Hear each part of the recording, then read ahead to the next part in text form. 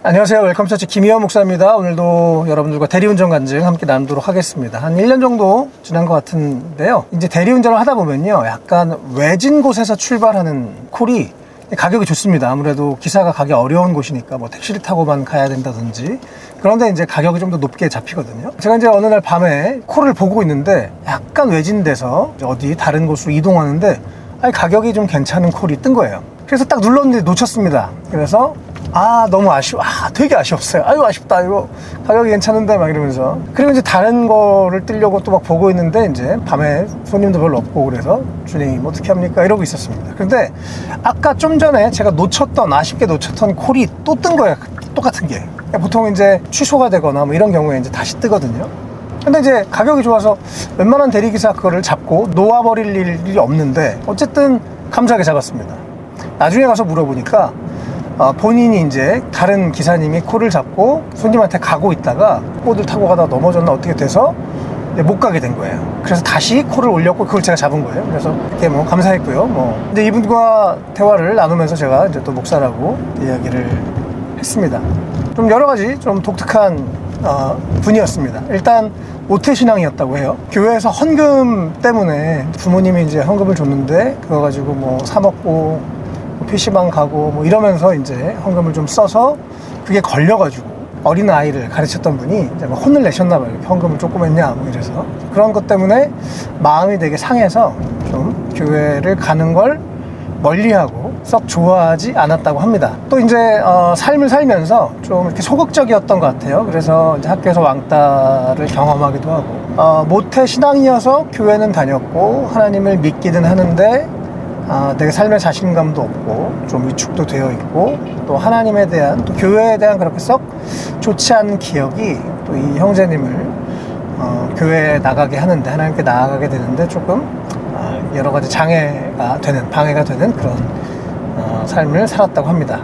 근데 이제 이분이 이제 자기 옛날 얘기를 하면서, 목사님, 이제 이분은 이제 프로그램 개발자였거든요. 그래서 이제 컴퓨터로 프로그램을 개발하고 하는 분인데, 본인이 이제 이게 내가 별로 적성이 안 맞나 보다, 내가 참 이거 잘 못하는 사람인가 보다라고 스스로 어떤 좌절 가운데 빠져 있을 때, 그래서 좌절에 빠져서 군대를 갔는데, 같은 개발자 출신의 다른 선임이 격려를 해주면서, 전공서적을 다시 읽어보고 너의 마음에 다시 이 가슴이 뛰는지 한번 생각해보라, 그러면서 어쨌든 이 형제님의 삶에 여러 가지 뭐 위기도 있고 어려움들이 있는데, 그때마다 하나님이 자기의 삶을 도와주신, 합력해서 선을 이뤄주시는 경험이 여러 번 있었다는 얘기를 하는 거예요.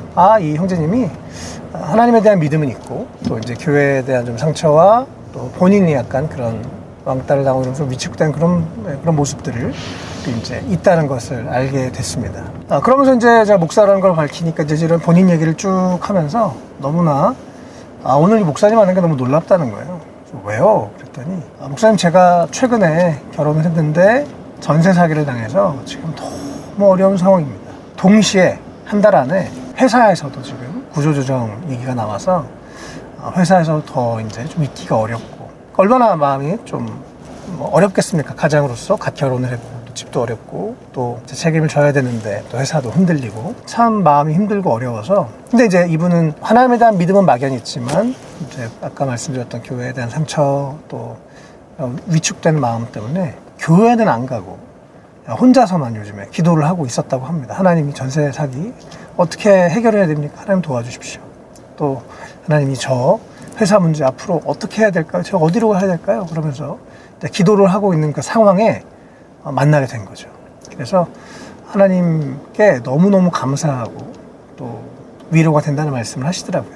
그래서 저도 하나님께서 형제님이 이렇게 그동안 힘들어 하면서 간절히 기도 때문에 하나님이 오늘 이렇게 또 이 밤에 목사를 만나게 하시지 않았을까 생각합니다 라고 이제 격려를 드렸어요. 또 이제 아까 또 형제가 마침 제가 또 아까 대리운전 기사님 오시려고 하다가 또 사고가 나서 못 오고, 그래서 이제 제가 갔다는 얘기 이제 그분이 하더라고요. 제 입장에서도 너무 신기하고 놀랍고 감사하고, 또 이 밤에 그냥 또 일하러 나왔지만 하나님이 오늘 이 영혼을 만나게 하시려고 또 여기에 오게 하셨구나 싶어서 저는 저 나름대로 되게 위로와 격려가 되고, 또 이 형제님은 정말 자신의 그런 신음소리에 귀 기울이신 하나님을 경험하면서 큰 위로를 경험했습니다. 또 이제 이 형제님이 저한테 아까 자신이 옛날에 경험했던 일들을 쭉 나누면서 오히려 이 형제 안에 그 하나님에 대한 기억이 되살아나는 경험을 하더라고요. 아, 맞아요, 목사님. 저 옛날에 이런 일이 있었어요.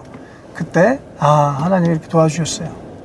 그래서 그 기억들이 다시 이 형제 안에서 되살아나면서 오히려 믿음을 갖게 되다. 맞아, 그때도 하나님이 그렇게 인도하셨었지. 또 지금도 내가 이렇게 기도하는데 오늘 또 하나님이 이렇게 생각지 않은 방법으로 또 목사님을 만나게 하셨지. 하나님께서 나와 함께 하시고 내 기도를 듣고 계시는구나 라고 하면서 큰 격려를 형제가 받는 그런 일이 있었습니다. 그래서 참 저도 너무 이제 기쁘고 또 보람이 되는 시간이었고, 마지막에 이제 좀 상황이다 보니 이제 괜찮으시면 제가 잠깐 기도해 드릴까요? 이제 말씀을 드리고 또 간절하게 그 형제님 위해서, 그 가정을 위해서 기도해 드리고 이렇게 내리게 됐습니다. 내리니까 날아갈 듯이 기쁘더라고요. 하나님께서 또 이 형제님 만나게 하신 것 너무 감사하고 보람이 되는 시간이었습니다. 제가 이제 대리운전을 하면서 전도한 게 이제 한 4년이 넘어가는데요. 가끔은 저도 잘 가고 있다는 생각도 들고, 사실 때로는 이거 좀 일반적인 다른 목사님들처럼 그냥 교회에서 목회만 뭐 하면 어떨까 이런 생각도 사실 해봅니다. 그런데 이렇게 하나님이 또 숨겨놓으신 또 꼭 필요한 영혼들을 만나게 하실 때마다 정말 이 세상의 모든 영혼들이 또 하나님께서 이렇게 만나게 하신 영혼들이, 마치 예전에 요한 웨슬레 목사님이 온 세상은 나의 교구다라고 이렇게 외치셨었거든요.